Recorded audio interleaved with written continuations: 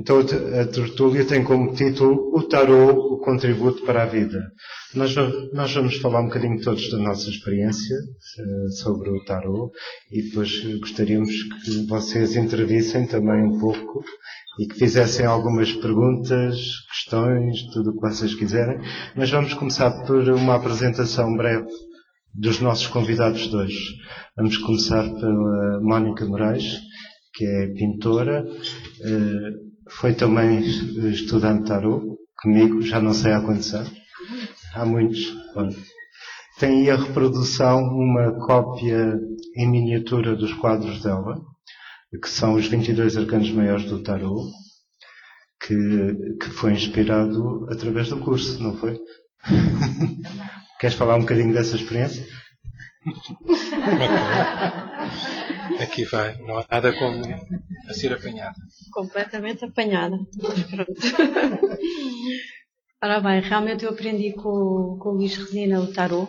O tarô já me encantava desde há muito, desde miúda, assim como as palmas das mãos, as linhas. E, portanto, como são tudo riscos e desenhos, e esses riscos e esses desenhos são uma linguagem própria, uma escrita.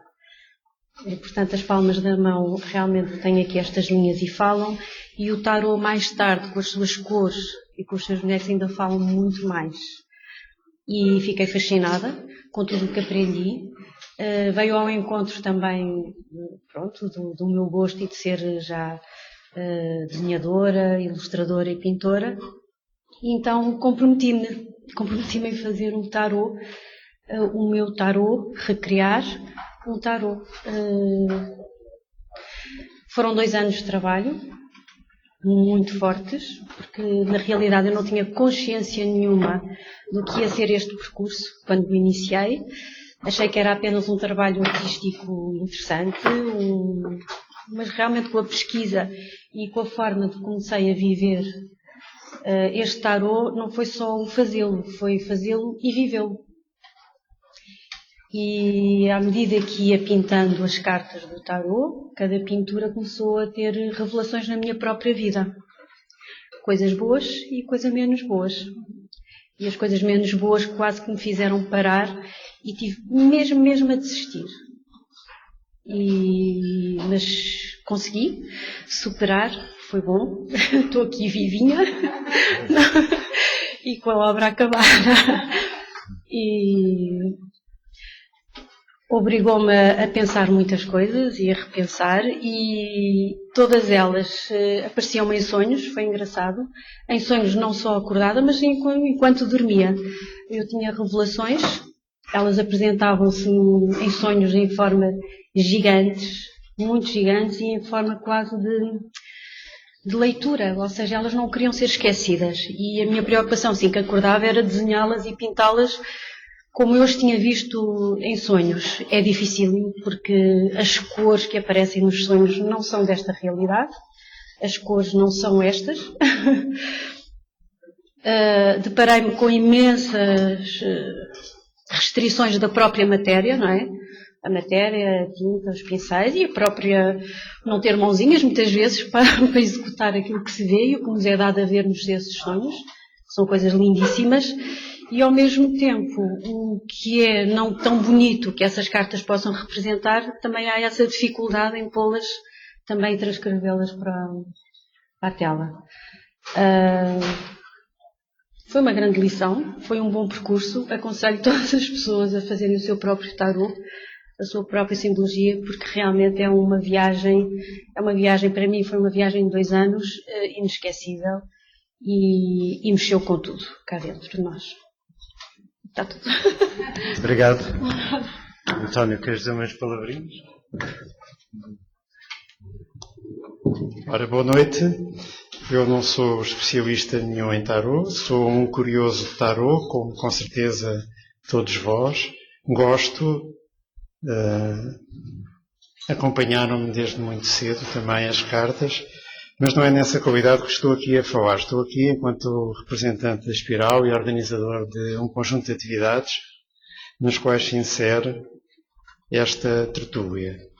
E tenho muito gosto em acolher este tarô português da Mónica, que são pinturas, ela nem referiu, são pinturas enormes, de 1,5 m por 90.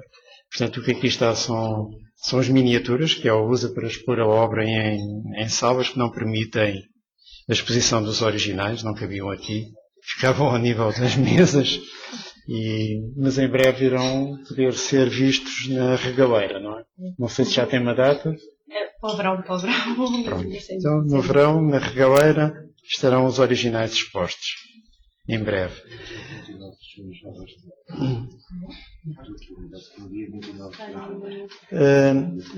Continuando um bocadinho no trabalho da Mónica, estas pinturas também estão editadas em baralho, uma pequena edição de autor, que são comercializados pela própria Mónica.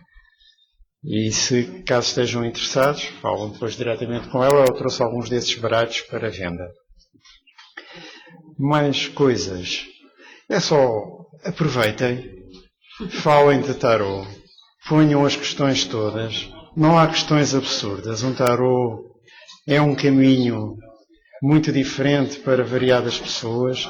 Não tem que haver uma abordagem exatamente paradigmática, que é assim, sempre será assim, sempre foi assim. O tarot tem vindo a acompanhar imensas manifestações artísticas, muitos movimentos de libertação das mulheres, imensos tarôs deram asa a isso. Aproveitem para criar a vossa própria sensibilidade, para a expressarem, como disse a Mónica, porque não, para trabalhar cada um de nós o seu próprio tarô, o seu próprio baralho, o seu próprio diário de vida, diário de sensibilidades. E transformem esta noite nesse mesmo diário de sensibilidades, partilha de opiniões, partilha de sentires. Esse é o espírito das tertúlias, desta, e quereríamos nós, de todas as outras que venham a vir aqui, sobre os mais variados temas. Não uma verdade absoluta, verdades partilhadas, sensibilidades trocadas para que novas coisas ganhem sentido na vida de cada qual. Muito obrigado. Muito obrigado também. Agora queria-se apresentar o João Caldeira, fundador da Casa Tarô. Ele não precisa de muita apresentação, mas... Pronto, eu agradeço-vos estarem aqui nesta experiência que nós estamos a tentar apenas transmitir pela net. Não estamos a... É que é o importante, não é? Tentamos. Mas futuramente conseguiremos bem, porque poder passar estes conteúdos interessantes e ricos destas tertúlias que muitas vezes são limitadas a um número de pessoas, passá-las também para fora, para outros países, para outras pessoas. Nem sempre somos bem-sucedidos, há sempre um problemazinho, a internet falha, o não sei o que falha, mas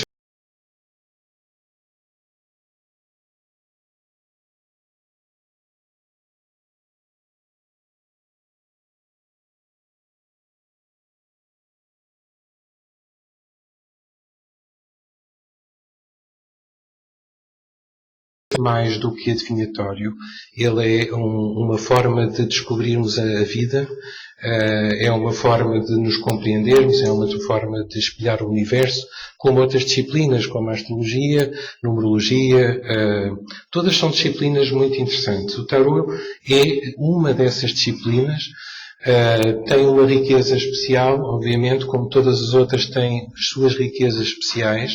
No caso do tarot é a simbologia, são as cartas, são as imagens, é a arte, que hoje também estamos aqui a celebrar através do trabalho aqui de pintura da Mónica.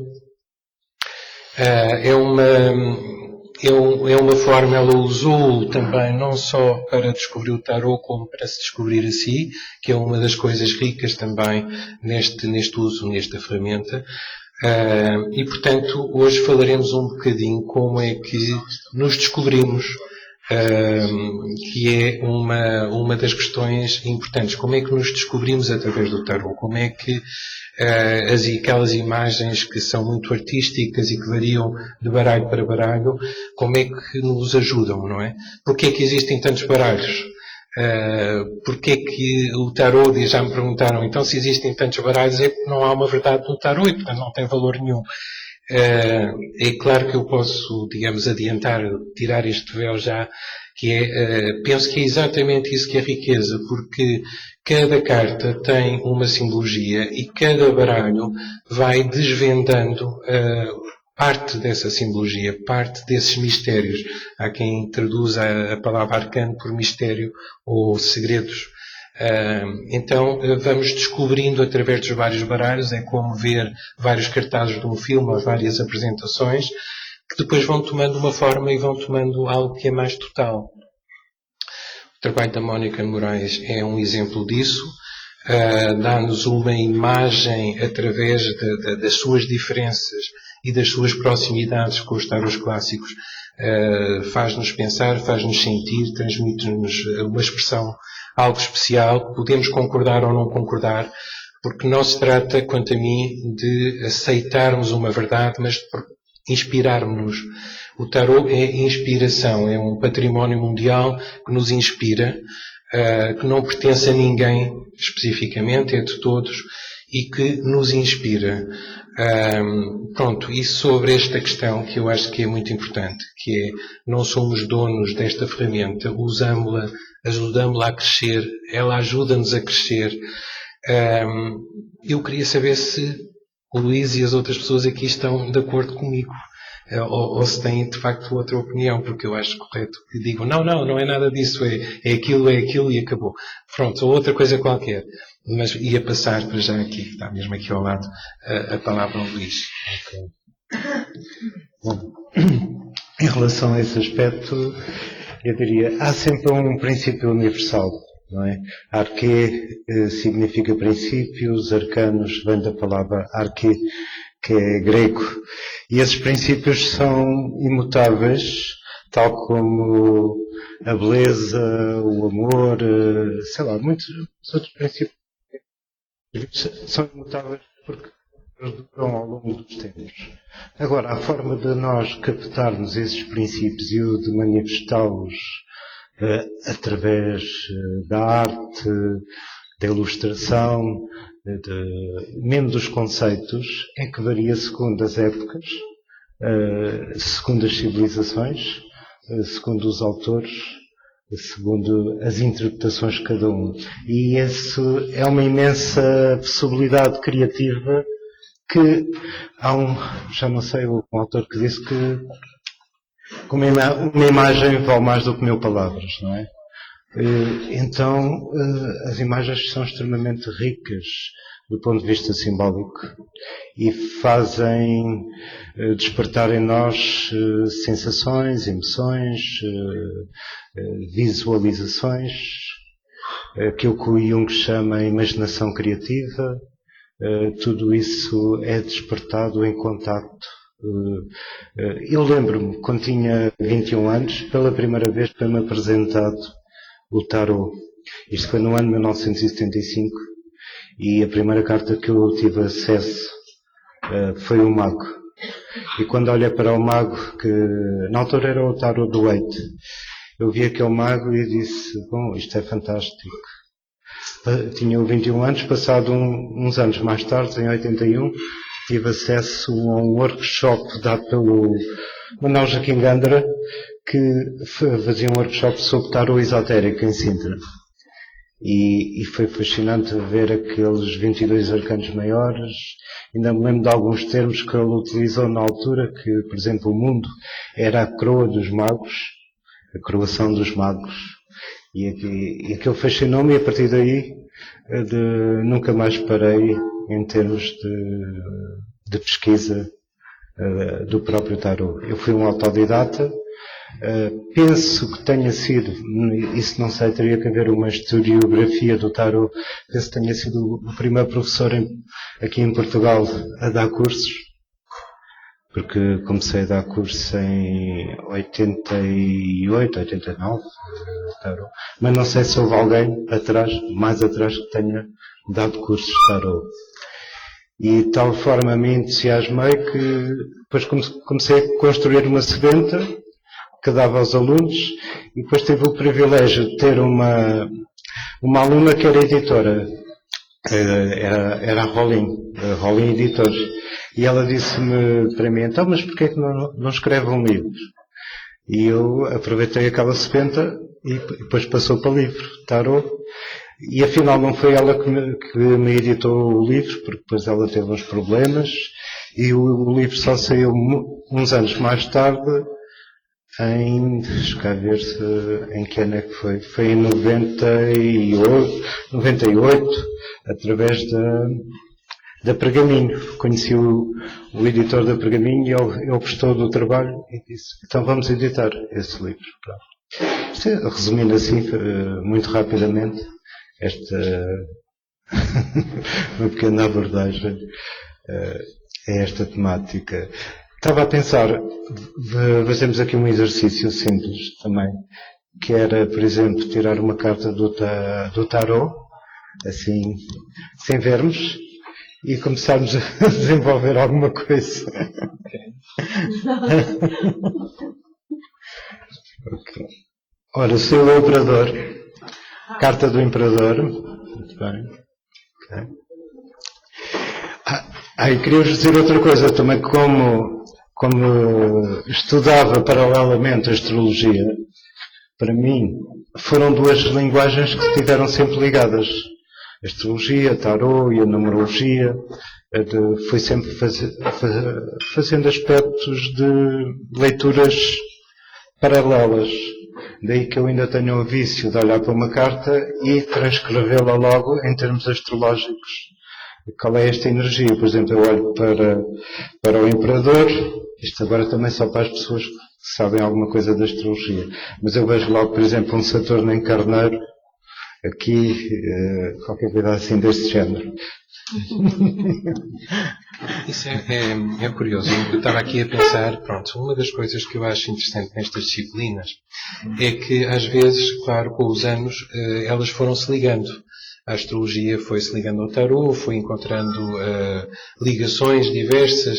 Há astrólogos como a Liz Green, com quem eu tive o prazer de estar, que criaram baralhos como o tarot mitológico e espelharam algumas coisas da astrologia no tarot, como outros baralhos. O baralho do Crowley, que é intensamente ligado à astrologia, cada carta.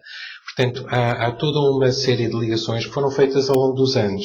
Não são origem, tanto quanto eu sei e quanto penso que se sabe, não são origem no tarot. Portanto, o tarot tem uma existência própria, que depois, naturalmente, pela sua universalidade, está ligada às outras disciplinas, sejam elas runas, sejam elas a astrologia, sejam elas o I Ching.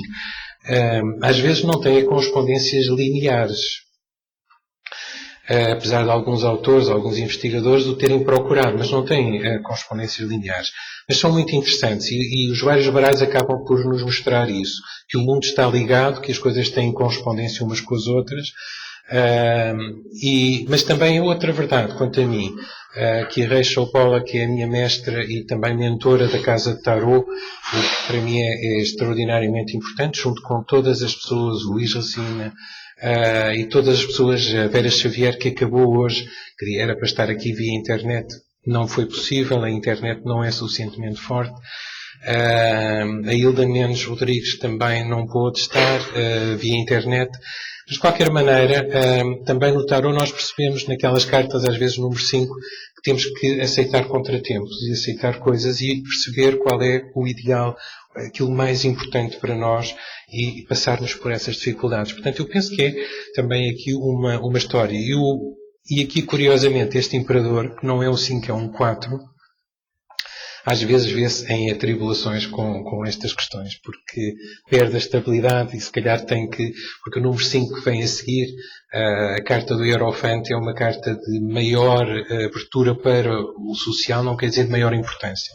Quer dizer de maior abertura, quanto a mim, para o social, para o mundo, para a regra, e questiona esta estabilidade que é tão simpática, porque eu penso que todos nós procuramos, se nós olharmos em volta, é o que eu costumo dizer às vezes às pessoas que estão comigo numa formação, ou numa conversa, ou o que for. Se olharmos em volta e formos ver os números 4 que temos à nossa volta, são imensos. os quadros, as paredes, às vezes, apesar de haver também aqui uns redondos, as cadeiras, 4 pernas, as mesas. Quer dizer, o número 4 é fortíssimo em termos da sociedade. As pessoas precisam desse conforto, precisam de sentir que as coisas estão ali, que estamos com suporte, com proteção. Mas o 4 é uma procura. Vamos lá ver o que é que viria, o que é que aqui, se procurarmos outra carta, o que é que vem depois do 4. O pendurado, que é uma carta bastante forte aqui neste baralho da Mónica, porque é uma figura bastante intensa do ponto de vista de sofrimento e não sofrimento. Há aqui uma dualidade tão forte nesta carta, algo que é a dedicação tão intensa que esta figura, que não tem uma parte do corpo, mantém-se serena. É fantástico. É como nós aqui a pensar que trabalhámos para ter a internet a funcionar. Não estão e mantemos aqui serenos. Mas isto tem naturalmente muito a ver com o que nos vai sendo explicado nestas cartas. Porque elas, cada uma, tem, de certa maneira, uma lição. Este pendurado significa entrega. E quando nos entregamos por algo maior, que no fundo mergulhamos para ascender, fazemos-lo, se calhar, mesmo de coração e ultrapassamos coisas que, de outra maneira, ficaríamos presos, não é? Se ficássemos só presos ali no Imperador, que é confortável, mas que não é suportável, também não era possível ficarmos só no pendurado, porque seria muito louvável, muito de missão, mas era doloroso como tudo. Portanto, na realidade, estamos sempre a mexer-nos entre as várias cartas, entre os vários simbolismos, e a entender como é que eles se equilibram e como é que, no fundo, é a nossa vida. Porque os 22 maiores, ou se quisermos, as 78 cartas, são, na realidade, uma unidade. Elas pertencem todas à nossa vida. Vamos andando para um lado, para o outro, uns estarão mais numa zona, outros estarão mais noutra. E isso é importante, não é um seguimento. Também a numerologia, que está ligada às cartas, que mudou e tem mudado. Ainda hoje temos a diferença entre o baralho Marselha e o baralho do Rider-Waite. Só que não vamos aqui falar, não é tão importante. Mas mostra-nos que também isso tem mudado, no sentido de que nos vamos também descobrindo, adaptando, etc. E, portanto, quando nós estamos a aprender sobre as cartas, vamos passando de uma para outra e aprendendo o que elas nos vão trazendo, e precisamos um bocadinho de todas, não é? É bonito o sol, todas as pessoas se sentem muito atraídas pelo sol, mas se estivéssemos só lá, ardíamos, queimávamos. Temos um bocadinho de tudo, não é? E quando fazemos adivinhação, e isso é uma das questões que eu depois passo aqui para o lado para serem faladas, a adivinhação, que é uma questão muito importante, porque está muito na cultura, está muito em nós, é muito importante. Eu não sou contra a adivinhação em nenhuma disciplina, é humana. Desde longas datas que queremos adivinhar o tempo para ver das colheitas, como é que vai levarmos o chapéu de chuva no dia a seguir.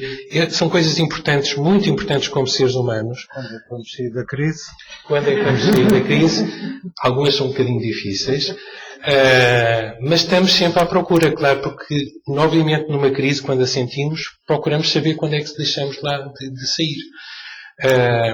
E quando fazemos isso, estamos a criar o futuro, não só estamos a adivinhá-lo, como a criá-lo. E quando no tarot às vezes fazem adivinhações que bloqueiam portas, estamos a bloquear a nossa vida. Portanto, o tarot, eu queria, antes só de passar, dar-vos este exemplo que eu acho muito interessante, que me foi dado pela Rachel, que esteve a fazer uma tradução-adaptação do Édipo Rei.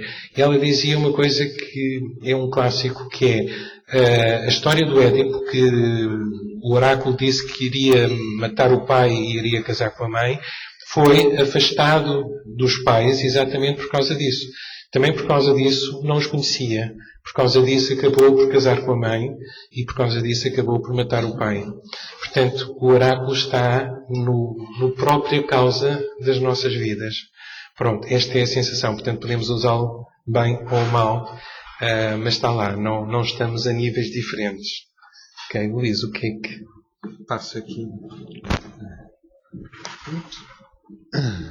Algum de vocês quer desabafar? Ok. E era para seguir em que direção? Será ou não será? A adivinhação não há adivinhação, que é importante. Ok.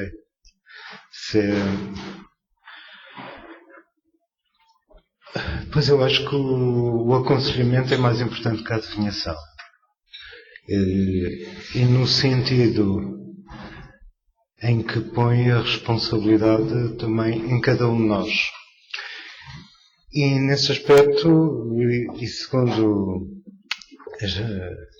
as teorias mais modernas da física quântica, em que diz que nós somos co-criadores da realidade, penso que toda a abordagem que é feita hoje em dia, podemos dizer que até ao final até ao Renascimento pôs-se muito a questão do determinismo e do livre-arbítrio. Eu penso que hoje isso já está superado e ultrapassado, porque já não há... Sabemos que ambas as coisas existem, ambas coexistem, no fundo, ambas são importantes, mas mais importante do que isso é realmente sermos co-criadores da nossa realidade. E podemos ver linhas de força.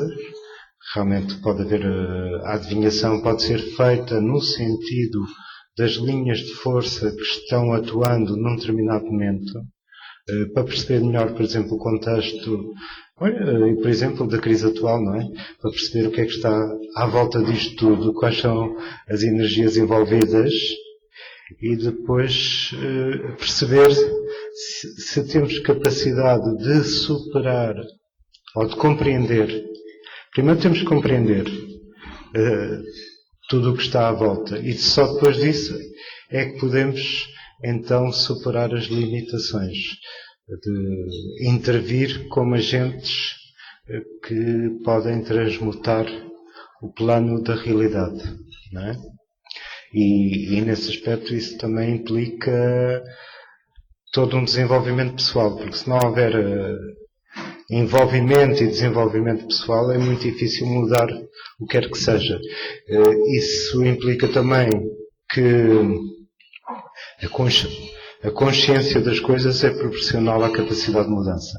Se nós formos inconscientes, estamos completamente determinados por aquilo que se passa à nossa volta. Só para... A partir daqui levantam-se muitas questões, não é? E agora talvez gostasse de abrir este leque de perguntas ou interrogações que vocês possam ter, que lançassem aqui para a mesa também. Alguém quer participar neste debate? Ok, força.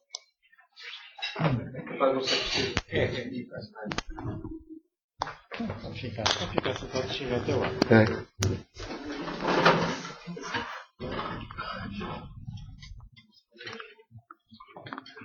Ok, obrigado.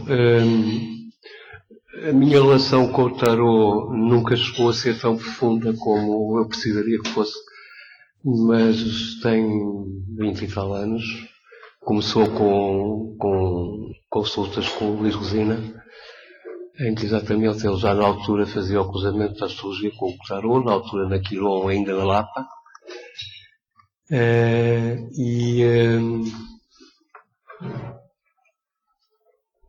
E realmente, desde o princípio, que para mim também foi sempre muito mais importante como instrumento de autoanálise do que propriamente como adivinhação. Não negando a vantagem de algumas linhas gerais de adivinhação que podem ser orientadoras. Mas o mais importante é realmente a autoanálise, porque a atualização do autoconhecimento é que nos permite ser co-criadores da nossa própria realidade. Não é? Entretanto, à conta de tudo isto, há uns 5 ou 6 anos, no mês de maio, eu juntei-me com mais 24 ou 25 ex-colegas e amigos meus e amigas e criamos uma empresa chamada Rede 15. Fui eu que propus o nome de Rede 15 e chamei Rede 15 por causa da casa 15 do tarot. Não só por causa da minha paixão por Lúcifer, como porque 15 dá 9 fora 6 e portanto é ao mesmo tempo a era de peixe e portanto ainda Cristo. E eu gostava de vos pedir algum comentário sobre a escolha do número 15 para uma empresa que é de serviços de comunicação. Publicidade, relações públicas, jornalismo, tradução, produção de eventos, tudo o que tem a ver com a área de comunicação. Obrigado.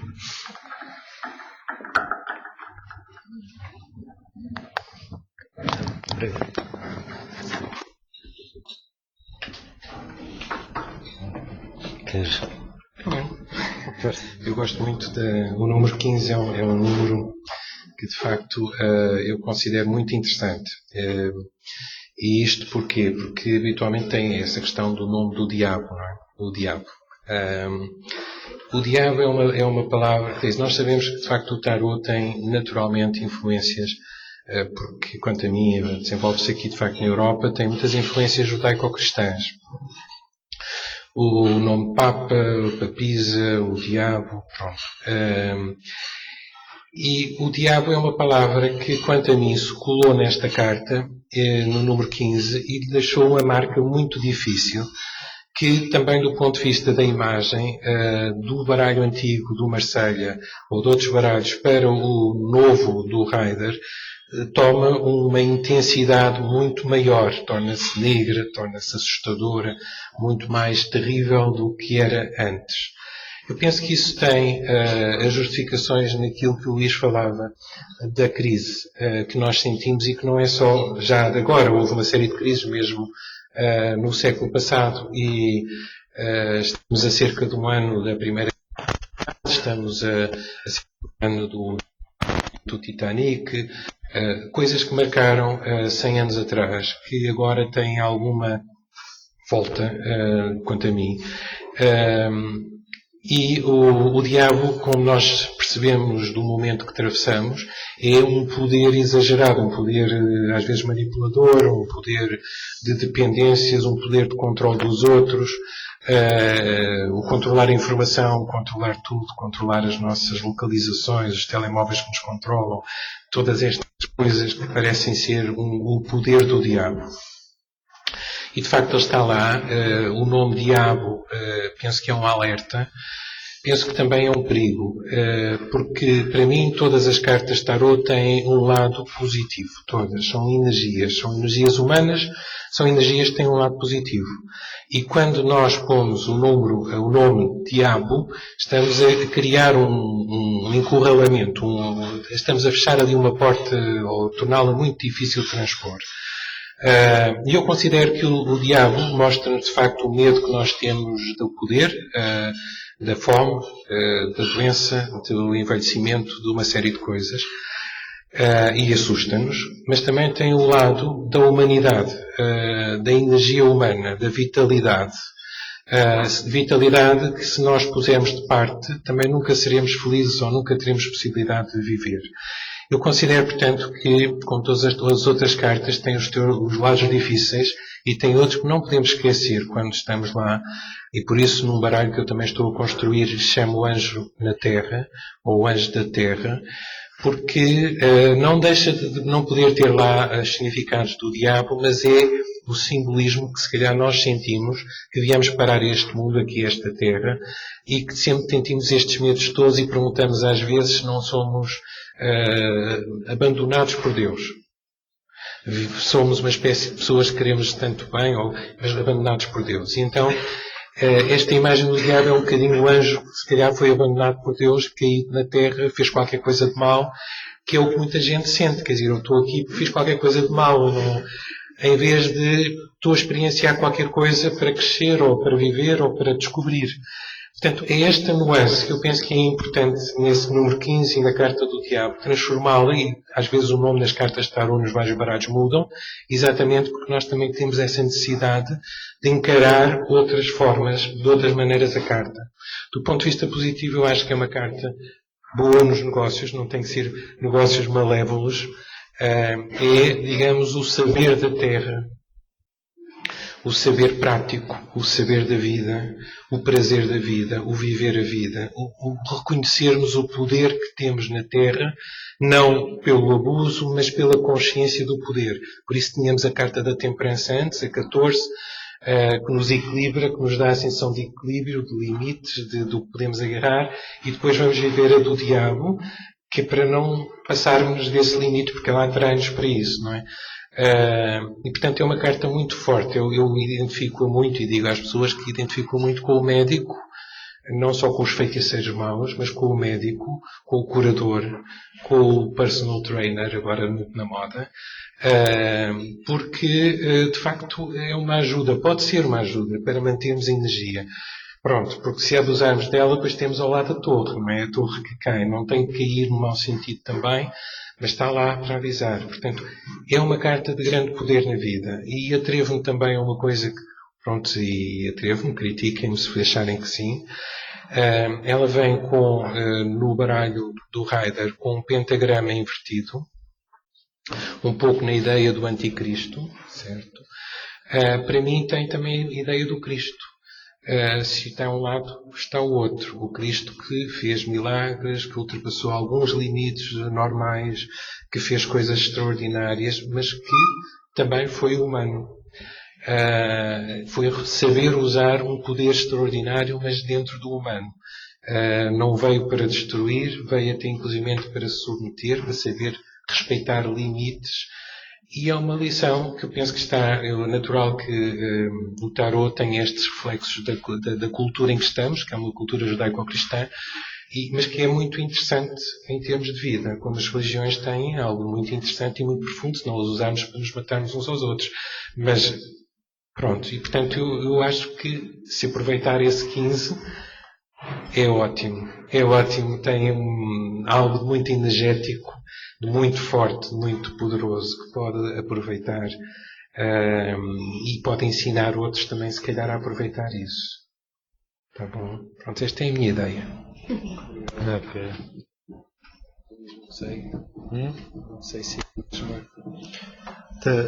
Quer dizer, compartilho com a maior parte das ideias.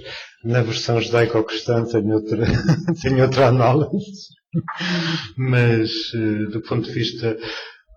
Já agora, ainda falando do aspecto primitivo do diabo, que muitas vezes em termos esotéricos se chama luz astral, não é? Por isso tem a ver com um lado mágico, um lado da magia, que pode ser utilizada em todos os sentidos, claro. Mas não deixa de ser uma carta extremamente forte, poderosa, fascinação. É a maia fascinação. Para quem lida com a imagem, com relações humanas, claro que o diabo é extremamente forte, uma carta extremamente poderosa nesse sentido. Claro que se infringir muito as regras do karma ou da lei, não é? Pois, como disse o João, está sujeito à torre, que vem logo a seguir, mas não deixa de ser uma carta muito sedutora e onde temos a oportunidade de confrontarmos com a sombra pessoal e com a sombra coletiva, não é? Nesse sentido é extraordinário.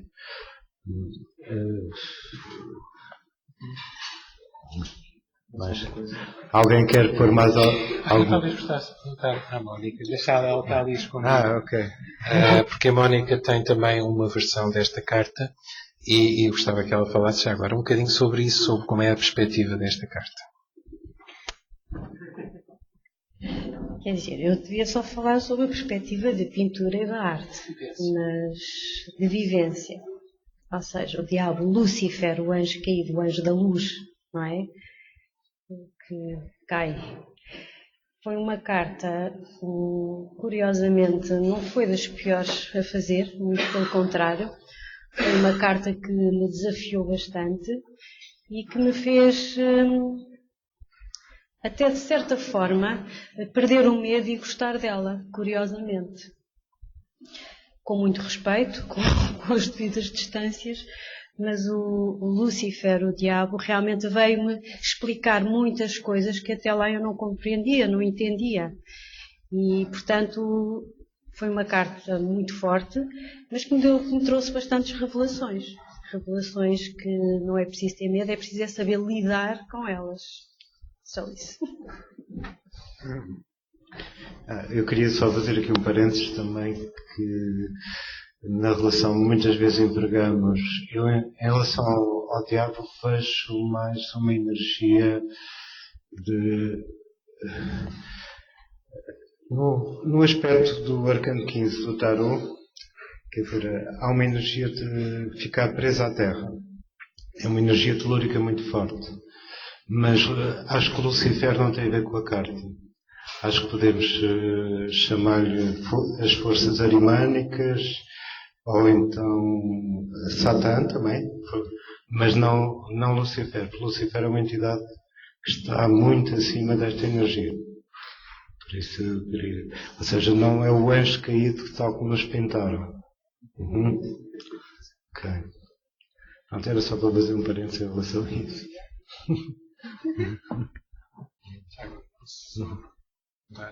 As palavras puxam palavras. Mas pronto, queria só dizer que com estas palavras do Luís, nós percebemos as tais mudanças. O tarot vai mudando depois nas interpretações de cada um, que se transformam, mas se calhar mais de uma forma mais certa, outras se calhar não, afastando-se dos seus sentidos originais. Mas pronto, eu penso que o tarot é isso mesmo, quer dizer, convida-nos a arriscar essas coisas e a voltar lá se calhar até descobrirmos o que é mais profundo, pronto, o que é mais certo, o que está lá de facto. Até lá é um caminho de descoberta. Pronto, e é isso que eu sinto no tarot, é um caminho de descoberta, com aquilo que nós chamamos de errado ou de certo, mas que no fundo faz parte de algo muito mais global, muito mais abrangente. Questões? Não? Mais questões? Quem quer alguma intervenção?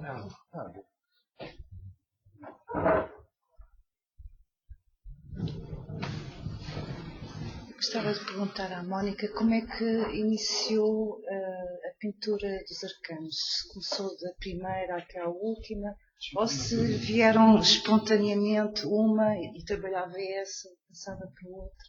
E também se podia partilhar alguma das mais significativas em termos de vivência sua que possa partilhar connosco. Obrigada.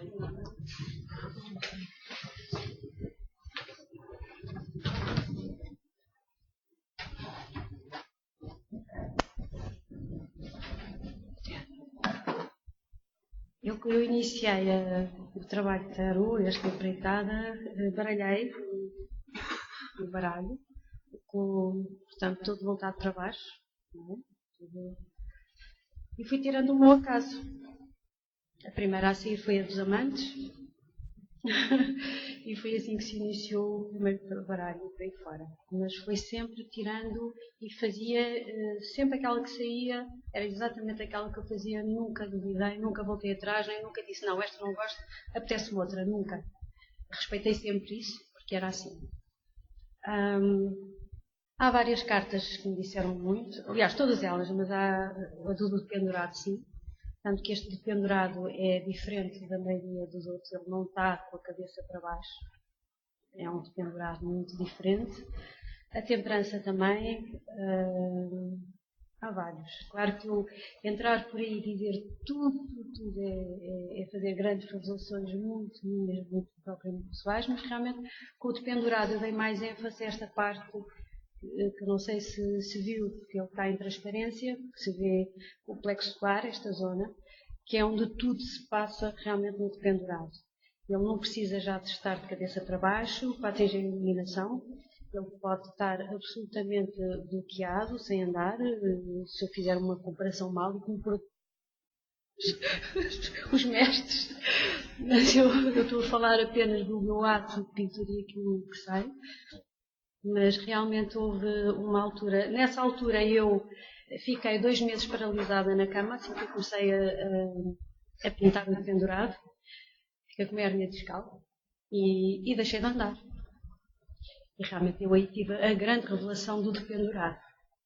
E começou então o meu percurso interior. As questões, o pensamento, a pesquisa, tudo, porque realmente eu não conseguia, já não tinha forças nos braços, porque quando estava em crise a hérnia discal, como sabe, Não é só ciática, não é só deixar andar, a pessoa fica completamente 2 meses, e esses 2 meses foi o meu dependurado, eu vivi o mesmo, e portanto tudo o resto eu percebi que era no centro do corpo que tudo se passava, era aqui, no centro, no ventre, no centro lar, não é? Como dizem. E realmente há de facto aqui um cérebro também, e onde tudo se passou, portanto este pendurado de facto apresentou-se assim, eu tinha que pintar assim, eu tinha que desenhar assim, porque era geralmente tudo aquilo. E de facto foi aí que eu iniciei.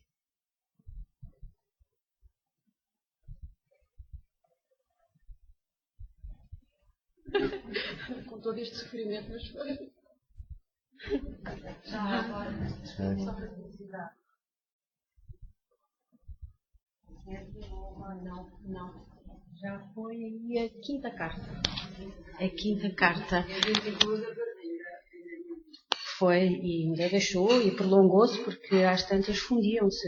Acabava de pintar, depois que acabei de pintar, iniciei uma outra carta, mas ainda vinha com a herança grande do pendurado. E o dia a seguir recordo-me que foi a justiça, que também foi outro. Eu se for aqui fazer um relato, foi nessa altura que eu ponderei muito bem e disse, não, está tudo a acontecer.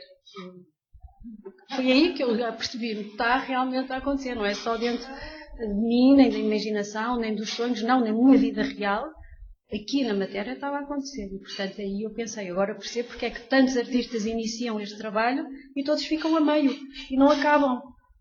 Porque realmente é de tal ordem, e eu tive mesmo para desistir, mas realmente eu sou carneiro, deve ser uma teimosa horrorosa. E pronto. E acabei por conseguir concluir, e não ficava de bem comigo se não o conseguisse, e consegui. Mas depois também tive, na Carta da Temperança foi uma coisa, foi um prazer imenso pintar essa carta, e eu tive exatamente o contrário. Eu não tive o sofrimento, eu tive o céu ao pé de mim, e isso realmente foi, só por isso valeu a pena. Valeu mesmo. O que a Mónica acabou de dizer é muito interessante, porque é o que eu tenho constatado ao longo dos anos, mesmo nas aulas, quer comigo, quer com os alunos, à medida que vamos dando cada arcano, vai-se incorporando a energia da carta.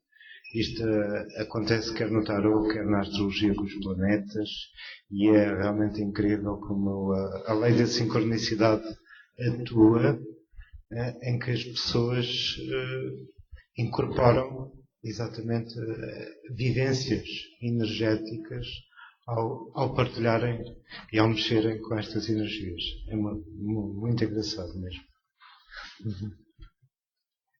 Dá para dizer.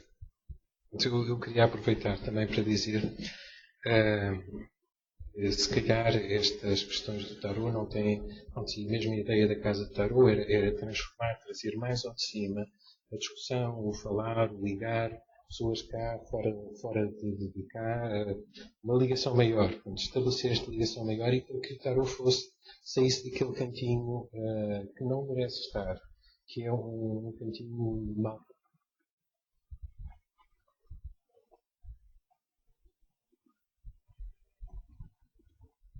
Mas o tarot tem este trabalhado, que é de nos transformar vivendo, pronto, bem de dentro. E ontem fui com muito interesse uma coisa.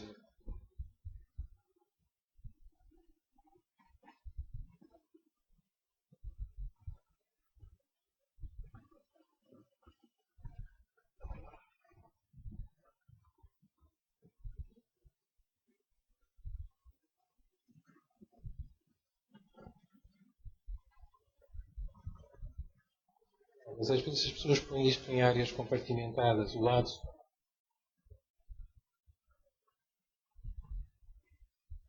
o extraordinário está ligado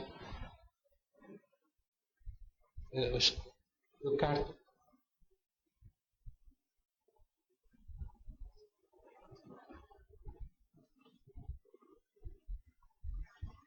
Mas muito.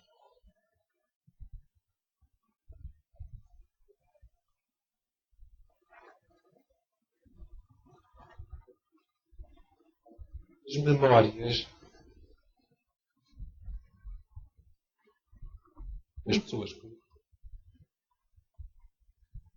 Bom.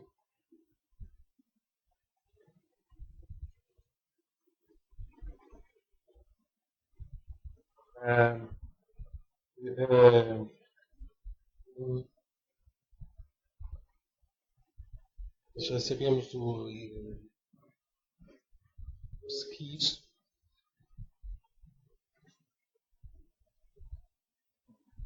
Dar vida. Às vezes pensamos no passado e dizemos que é real.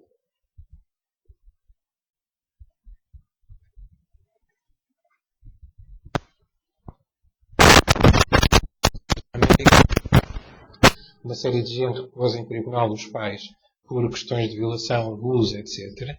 E que muitos desses casos verificou que não tinha acontecido nada daquilo. Mas as pessoas tinham essa vivência. Portanto, às vezes há coisas nossas que são memórias, sabe-se lá que outras memórias são, mas que se misturam com a realidade.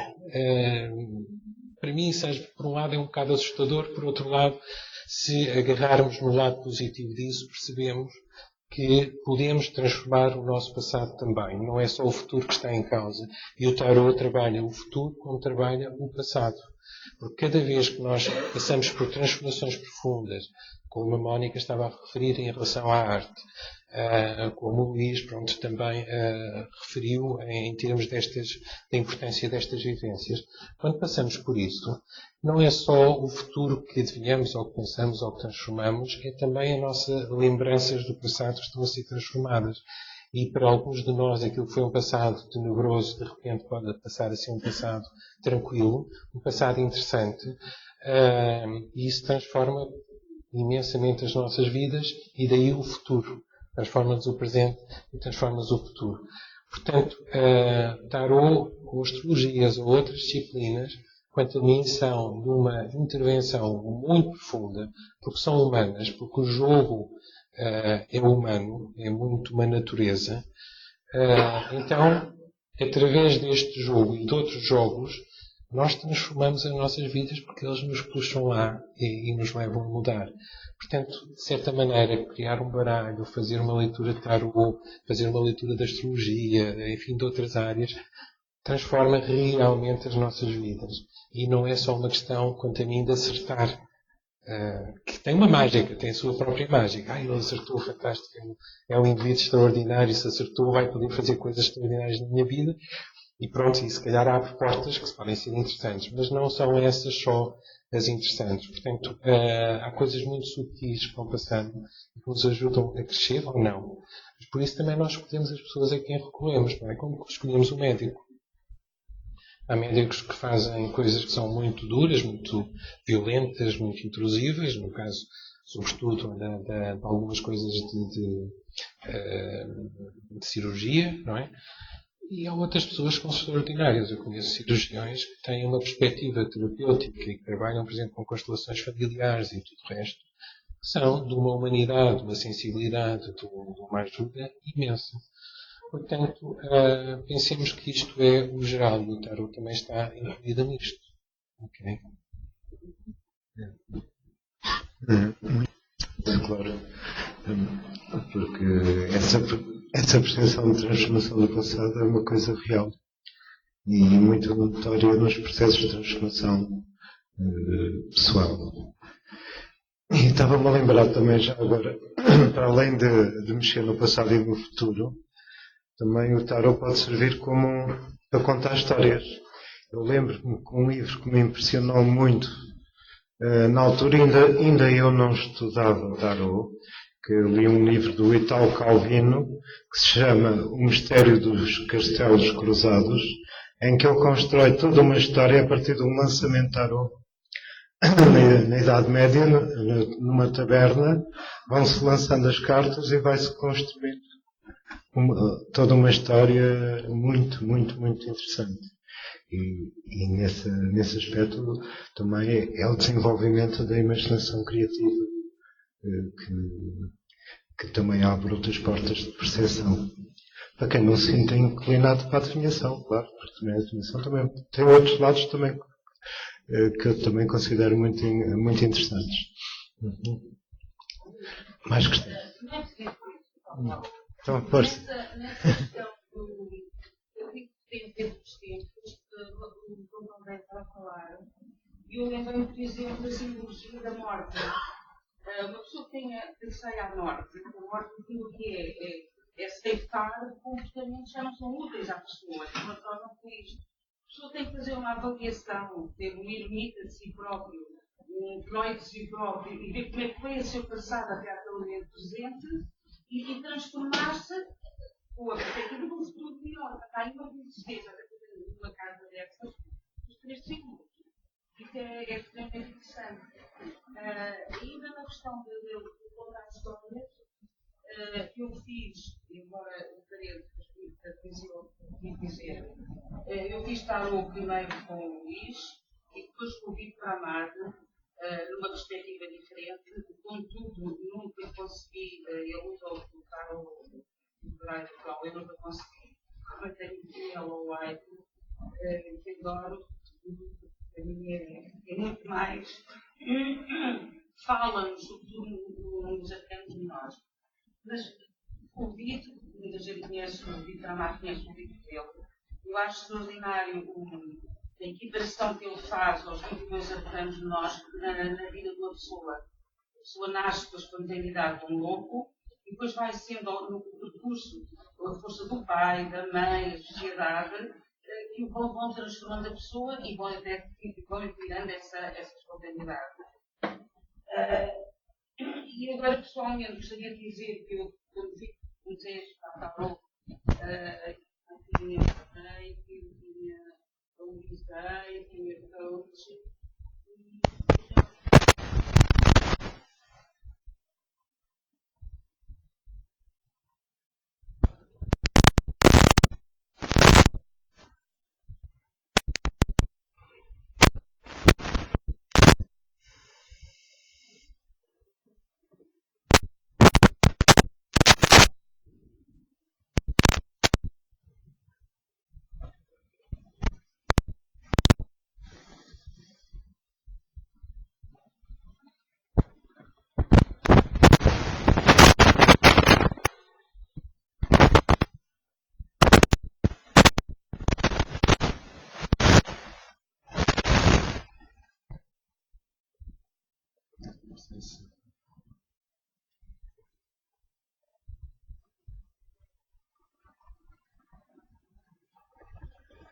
Eras mesmo a dizer aquilo que.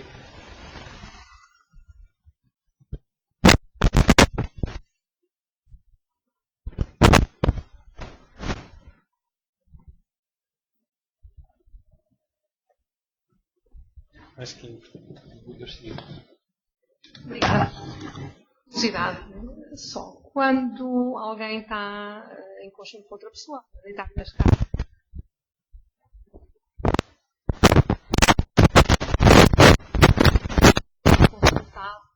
Toque nas cartas e que escolha as suas cartas. Mas há outra não. Como é que funciona essa interatividade da energia com o consultado e o consultante?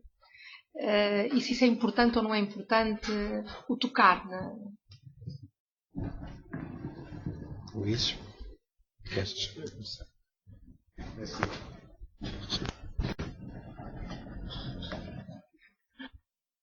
Se a pessoa está presente, é pelo menos importante que ela toque, nem que seja uma vez nas cartas, ao partir.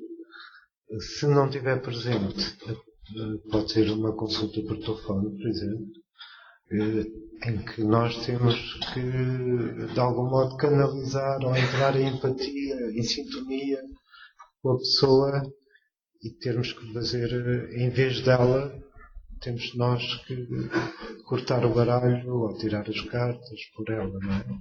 Mas se a pessoa estiver presente, ela tem que ter uma voz ativa, chamemos assim. Pode ser só partir, como pode ser as cartas.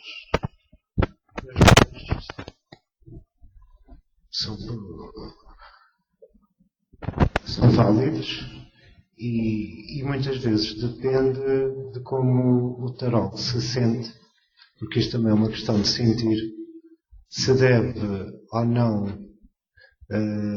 ser só como corte ou se deve dar as cartas a escolher à própria pessoa. Eu muitas vezes vario os métodos. É conforme a intuição que tenho no momento. E isto não tem uma explicação racional. Agora tenho curiosidade plenamente. Percebo também e sei também.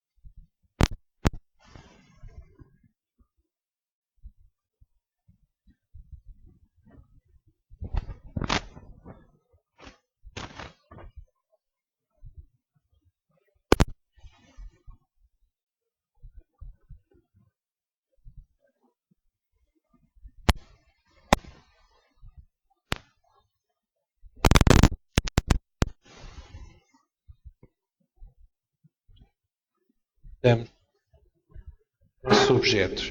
Também não gosto que cheguem às minhas cartas e comecem a revirá-las. Uma vez iam baralhar assim daquelas formas esquisitas e eu disse, não!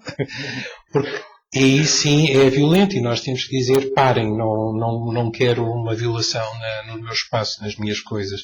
Isso está também espelhado, até se calhar no próprio tarot, se o olharem, não é? Pronto. Agora, eu penso que há tarólogos brilhantes que não deixam tocar as cartas e outros brilhantes que deixam. Pronto. Não sei dizer-vos o que é o mais fantástico. Acho que tem coisas para além desses níveis. Ok, eu vou chegar aí só porque estamos a gravar e é mais rico.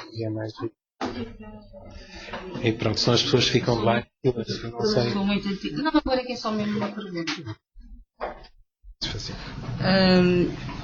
A pergunta era só se vocês acham que é mais válida uma leitura que utiliza os arcanos maiores e os menores ou que utilize só os maiores?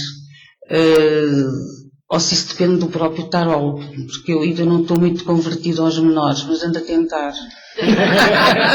Eu acho que não vamos tentar pois isso também eu acho que é pessoal. Desta vez eu avanço e vou respondendo. Eu acho que é pessoal. Eu que trabalhei muitos anos, pronto, quando não fazia ainda sequer do tarot uma profissão. Trabalhei com os arcanos maiores e de facto eles pareciam suficientes, mais suficientes e mais do que fantásticos. Depois de me converti aos menores, estou ali cativado, porque eles têm um encantamento imenso, dão imensas outras respostas. Os maiores são, de facto, como o nome diz, abrangem. É muito grande, cada um deles é muito grande.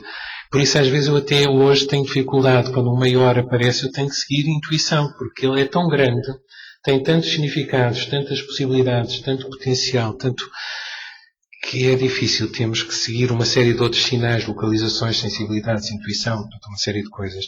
Os menores, quanto a mim, ajudam um bocadinho. São as situações da vida, são aquelas coisas que, no fundo, vão clarificando. Eu estou a passar esta fase, estou a passar aquela, é uma forma de estar, estou a lidar com esta forma de estar, com aquela. Eu acho encantadora, quer dizer, eu acho que para o garoto poderia ter, não sei, isso agora é para risco.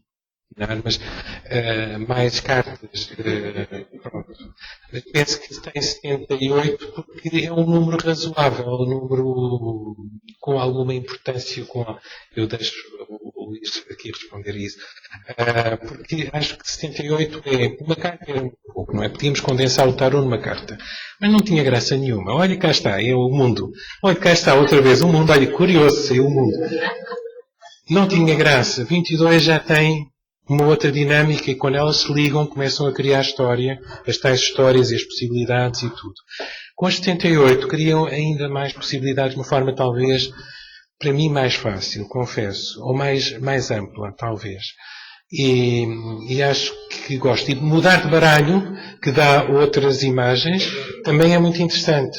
Porque também acorda outras coisas. Também há coisas que de repente olhamos para um baralho e dizemos: cá está, isto faz parte desta carta, sem dúvida. E é lindíssimo.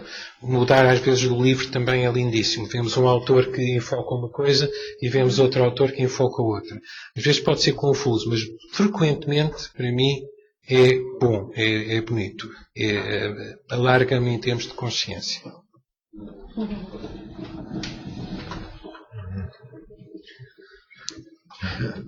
Pois, eu penso que os bons já disse o principal.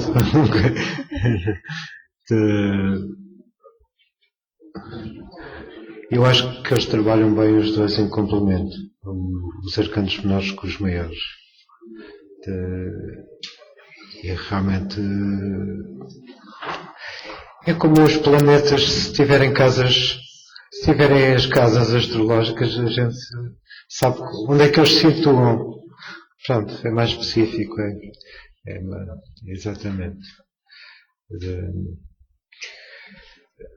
Mais questões? Vai por aqui. Pronto, como há bocado diziam,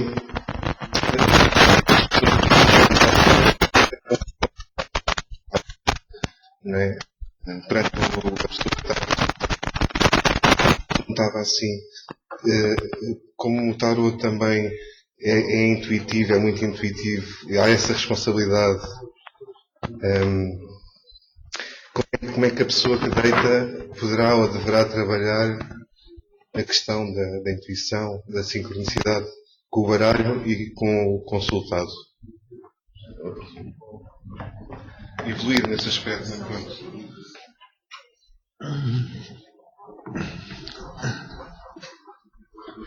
Pois é,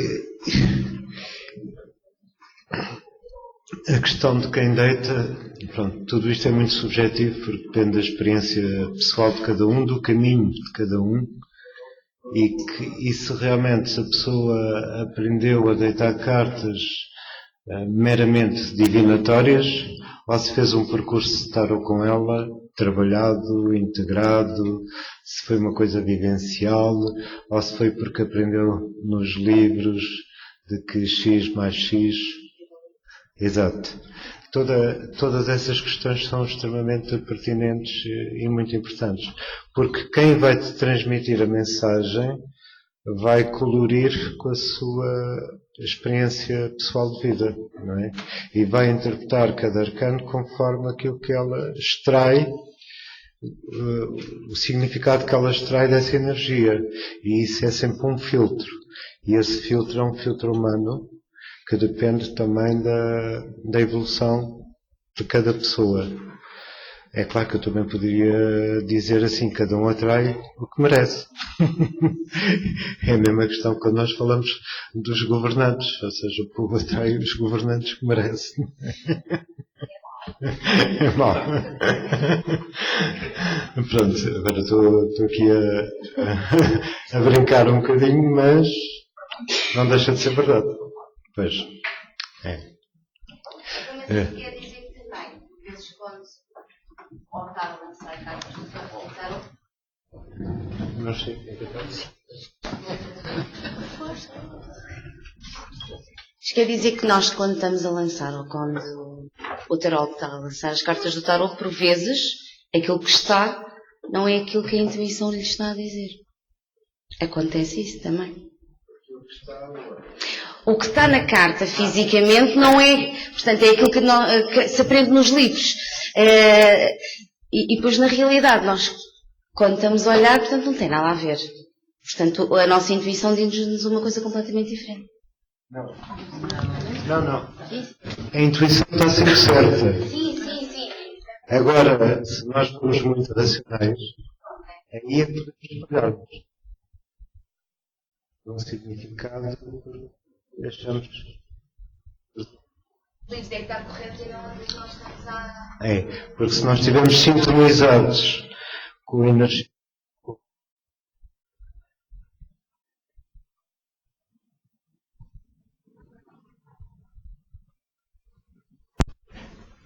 pessoal e a energia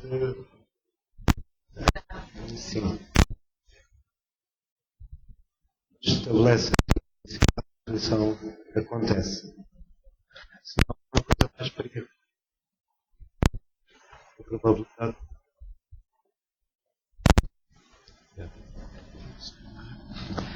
Pronto, é de facto isso. E depois é assim, de facto, quando nós bloqueamos exatamente por não estarmos abertos a essa intuição, de facto, se calhar o significado está lá. E depois há outra coisa que aí me surge, pelo menos que é uma vivência mais minha, uma opinião mais minha, que é, o tarot não está aqui, quanto a mim, para nos revelar tudo, vem-nos revelando. Às vezes nós queremos que revele tudo, vêm-nos perguntar, mas diga-me lá, não é bem assim, mas é quase, eu ganho mesmo no total outro, eu ganho de certeza, se não é hoje, é amanhã, quanto tempo? Eu reconheço que é lícito esta necessidade da parte das pessoas. Elas estão ansiosas, precisam de respostas, precisam de estrutura, precisam de sentir-se melhor. O tarot, quanto a mim, tem cartas que nos mostram que não é possível sempre ter esta resposta. Uma delas pode ser, por exemplo, a Lua, não é? Que nos mostra o que está para ser revelado, pouco a pouco, por sinais. Quer dizer que não estaremos ainda preparados para todas as revelações. Portanto, há coisas que nem seriam boas ser reveladas, mesmo até que as soubéssemos, mas eu penso que às vezes nem as sabemos. Queremos forçar-nos a saber, daí vem angústia, vem ansiedade, porque a resposta até pode estar lá, mas nós não temos ligação. Temos que ser, eu sou psicólogo, não é?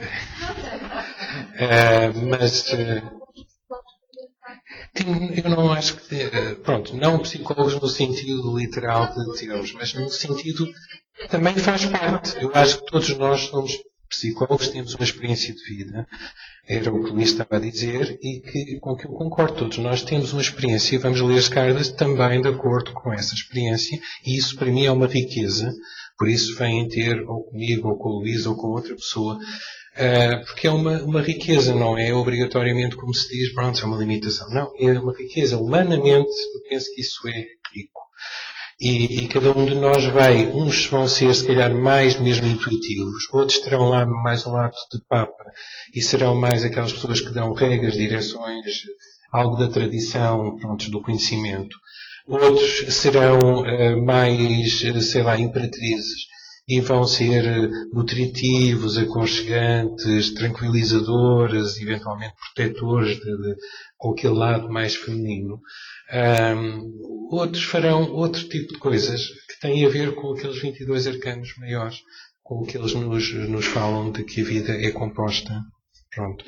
Não há por isso tarólogos iguais, nem eles estão, ou nós próprios não estamos sempre na mesma fase. Não é? Mas tudo eu acredito que sim, é rico, não é? Mesmo até quando vamos àquelas zonas negras, penso que alguns se calhar precisam de ir para depois saírem. Pronto. Para alguns é mais difícil. Mais questões, não sei. Talvez nisto, é uma dica que às vezes podes. Como é que é? Como é que foi construir estas cartas, sabendo que elas podiam ser também sentidas ou não sentidas da mesma maneira?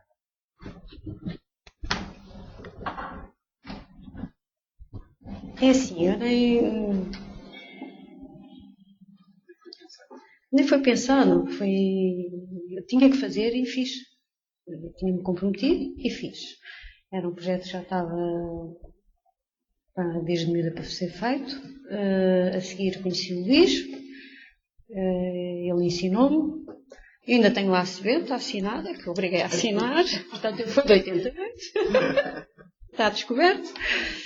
E realmente nunca mais parou, foi um fascínio. O que é facto é que quando comecei esta empreitada, não é? E volto a dizer, eu nem estava completamente mais dada a fazer um trabalho artístico. Pronto, pura e simplesmente artístico, fiz pesquisa, fiz tudo. Longe de poder pensar que ia viver daquela maneira e vivenciar. E vivenciei as duas coisas, as boas e as más, e aprendi muito com isso. E foi tudo muito intenso, foram 2 anos brutais na minha vida. Não sei se é assim com as outras pessoas que construíram o tarô, não faço ideia, mas acredito que o percurso seja muito idêntico. Muito idêntico. Sim. Sim, eu acho que mas não é a mesma. Eu acho que não tem que ser idêntico no sentido. É idêntico no sentido, eu acho, da grande envolvimento que a Mónica. Um grande envolvimento. Pronto, mas os envolvimentos de cada um de nós, alguns têm envolvimentos alegres, prazenteiros. Eu acho que também nós temos que ver.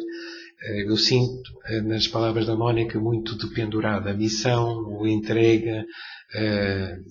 Muito nestas palavras, pelo menos, muito de entrega, dedicação, convicção para algo de mais importante que eu penso que até foi atingido.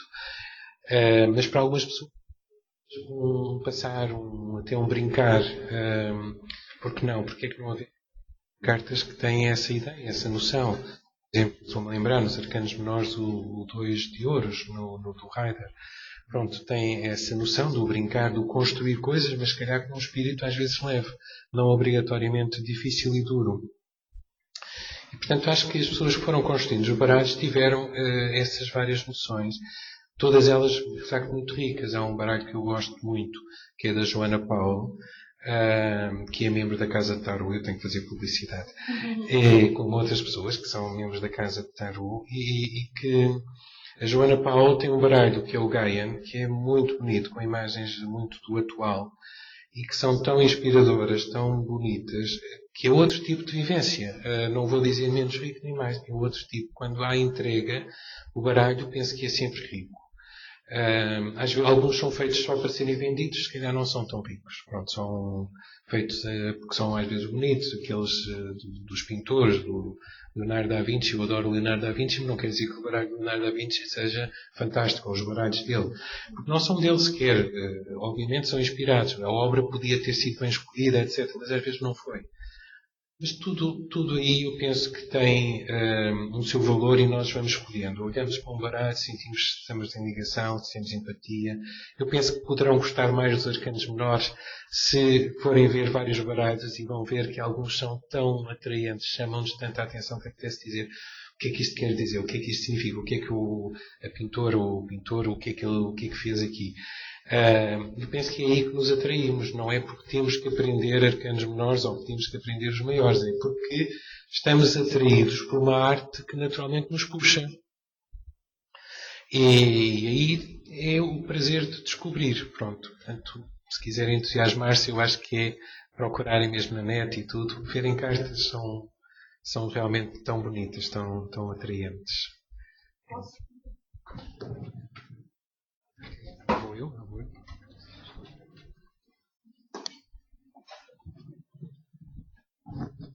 Nós estamos a atravessar um período de grande movimentação de energia, estamos a conhecermos, os humanos a conhecerem-se melhor, estamos mais abertos, o mundo está aberto para a área da espiritualidade.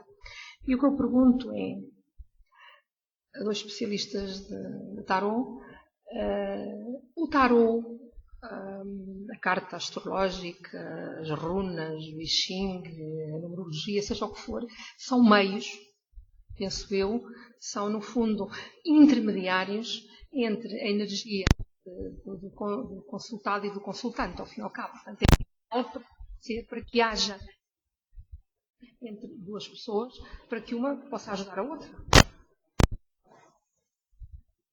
Eu pergunto, a ideia é que, dependendo, como disse há bocado o Luís, do caminho de cada um siga na sua técnica, se podemos chamar, ou na sua tipo de terapia, ou o mundo leva-nos a acabar com tudo isto. E de tal maneira as energias entre as pessoas possam fluir que não é necessário nada no meio para que as pessoas possam dialogar uma com a outra e entre ajudar-se. Luís, sim.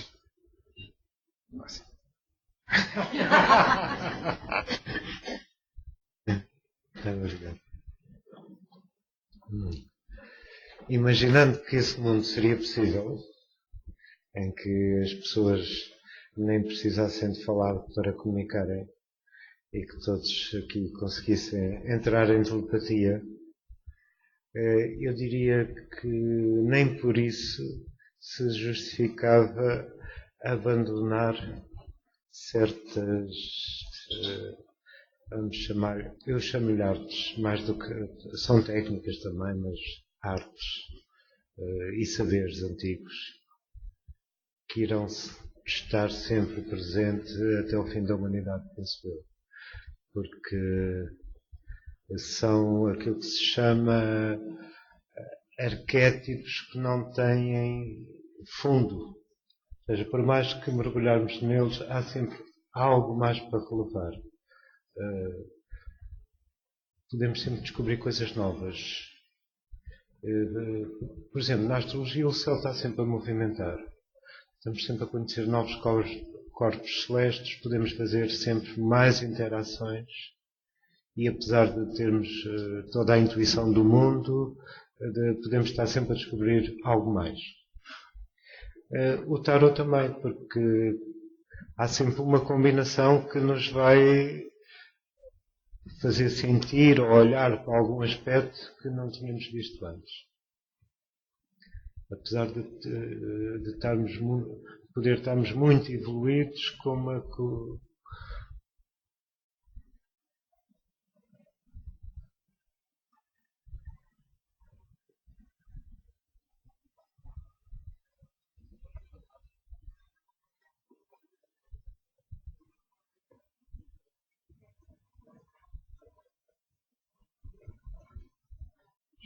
Também acho, portanto, aliás, acho que o tarot, como a astrologia, a questão da roda, é de facto um ciclo, são ciclos da ascensão. Não sei, não posso te garantir que nós cheguemos um dia ao céu. Não sei. Sei que para já, penso que sim, estamos em ciclos. Acho que nunca, para já, pelo menos eu nunca não tenho consciência de ter atingido a carta do mundo, assim, plenamente. Aliás, porque acho que nesta vivência que eu tenho das coisas, se tivesse atingido a carta do mundo seria falso e em vez de ser uma harmonia seria uma estagnação, uma falsa verdade, uma falsa harmonia, que eu penso que acontece muitas vezes, inclusive agora que vivemos tempos que podem ter, por um lado, ligações com a carta de julgamento, o 20, que é fantástico, libertação, luz, iluminação, etc., toda uma série de coisas. Às vezes acontece-nos o contrário, que é, porque estamos lá a pensar que estamos todos em harmonia e não estamos, geramos, pelo contrário, o conflito e a dor e a desilusão, o desapontamento, porque o outro afinal não comunica tão bem, porque o outro afinal não é tão iluminado, porque o outro não é não sei quê, e de repente estamos a separar-nos em vez de nos juntar. O que acontece a mim nesta questão da crise. Muita gente diz, então não devíamos estar agora na época. Diz na água, não é? Não é bem assim. Eu acho que estamos simplesmente. Temos que crescer para isso. Ainda temos que fazer ciclos. Eu acho que estamos a aprender para fazer novos ciclos. E quando fechamos no mundo, vamos abrir outra vez no louco e reabrir outra vez uma série de aprendizagens. Também acho que é isso. Realmente estas várias disciplinas são para também muitas pessoas que têm várias formas de ser como seres humanos. Não melhores nem piores, mas que são diferentes. Uns estão atraídos mais pela pintura, outros gostam de coisas que lhes soem bem, outros gostam de se sentir confortáveis e ao seja confortável, uma massagenzinha é ótima. Podem também evoluir também pela massagem, pelo contacto. Há toda uma série de formas pelas quais nós podemos evoluir e, portanto, há uma riqueza que é necessária. E quando chegarmos, se calhar, ao mundo ou ao céu, logo saberemos, acho eu. Até lá vamos descobrindo, vamos basicamente descobrindo e, se nos permitirmos a isso, a vida continua a ter interesse, continua a ter magia.